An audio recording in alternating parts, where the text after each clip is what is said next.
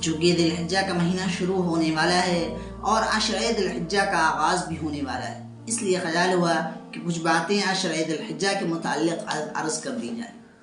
یہ عشرہ جو یکم ذی الحجہ سے شروع ہو رہا ہے اور 10 ذی الحجہ پر جس کی انتہا ہوگی، یہ سال کے 12 مہینوں میں بڑی ممتاز حیثیت رکھتا ہے۔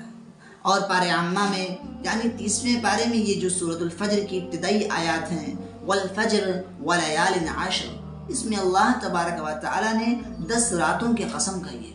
10 راتوں کی قسم کھائی ہے۔ اللہ تعالیٰ کو کسی بات کا یقین دلانے کے لیے قسم کھانے کی ضرورت نہیں، لیکن کسی چیز پر اللہ تعالیٰ کا قسم کھانا اس چیز کی عزت اور حرمت پر دلالت کرتا ہے۔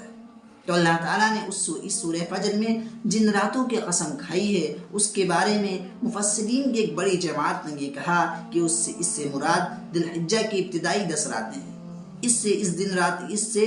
ان 10 راتوں کی عزت، عظمت اور حرمت کی نشاندہی ہوتی ہے۔ اور خود نبی کریم صلی اللہ علیہ وسلم نے ایک ارشاد میں واضح طور پر ان 10 ایام کی اہمیت اور فضیلت بیان فرما دی، یہاں تک کہ فرمایا کہ اللہ تعالیٰ کو عبادت کے اعمال کسی دوسرے دن میں اتنے محبوب نہیں جتنے ان 10 دنوں میں محبوب ہیں، خواہ عبادت نفلی نماز ہو، ذکر یا تسبیح ہو یا صدقہ خیرات ہو۔ اور ایک حدیث میں یہ بھی فرمایا کہ اگر کوئی شخص ان ایام میں سے ایک دن روزہ رکھے تو ایک روزے کے اعتبار سے 1 سال کے روزوں کے برابر ہے، یعنی ایک روزے کا ثواب بڑھا کر 1 سال کے روزوں کے برابر کر دیا جاتا ہے۔ اور فرمایا کہ ان 10 راتوں میں ایک رات کی عبادت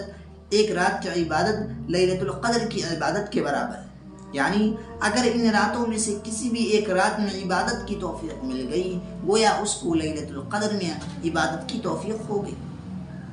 اس عشرہ ذی الحجہ کو اللہ تبارک و تعالی نے اتنا بڑا درجہ عطا فرمایا۔